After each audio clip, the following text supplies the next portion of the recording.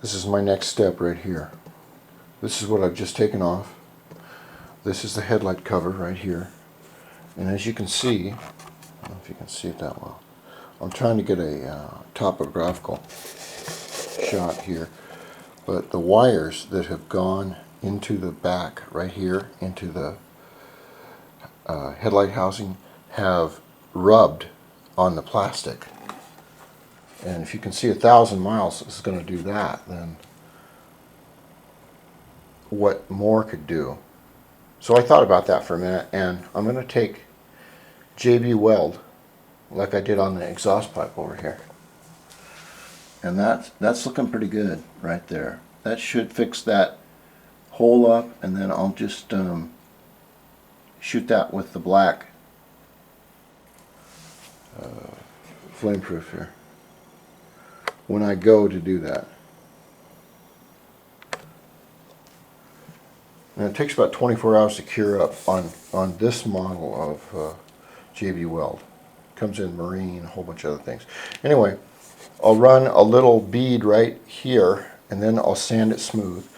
And I've already put a little bit of 800 on here. And this is one problem that's been driving me absolutely nuts, but I'll show you to you in a minute. This is the oil deal, and I managed to get the little rubber thing out of here. I've sanded it down a little bit of 800. And here's your headlight. And this is an odd thing. This is a standard plug-in, three-way plug-in for a headlight. But on all the newer headlights, these can disconnect from right here. They're not built in like that. It's a really nice little headlight. Here's our headlight cover, and this is what's been driving me nuts. Can you see anything by just looking at it? Like the little bent spot right here. Alright, I'll show you. As we put this back into place right here, this is your bottom right down here. This is supposed to fit perfectly. Perfectly.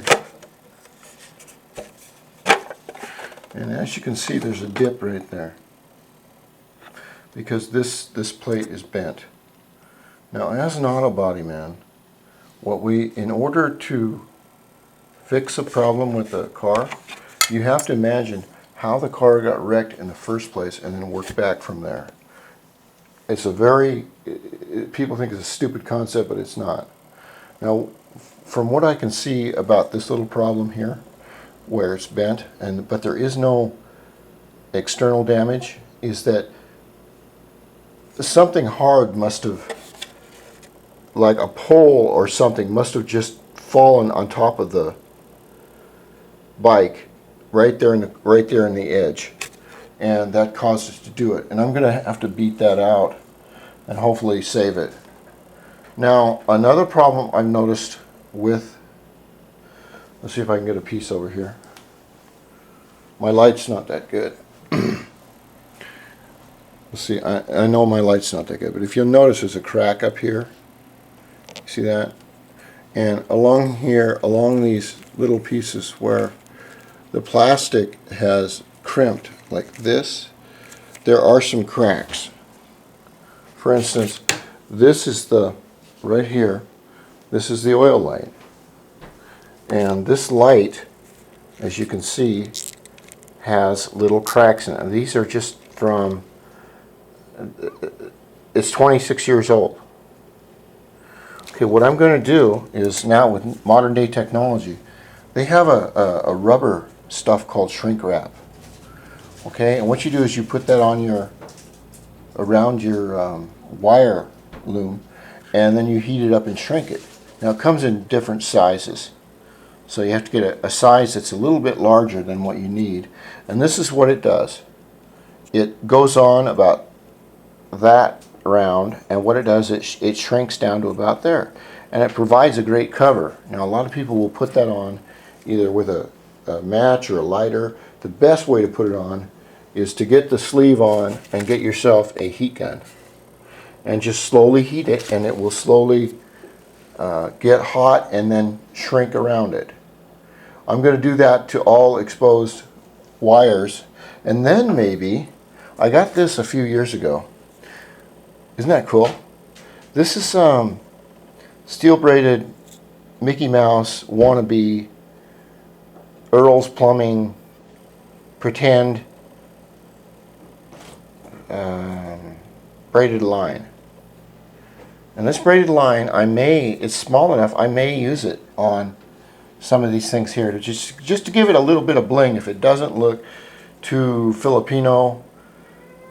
Or when I say Filipino, what I mean is I have a friend in Hawaii that says that the Philippine people are the best at blinging out their trucks and their vehicles over there.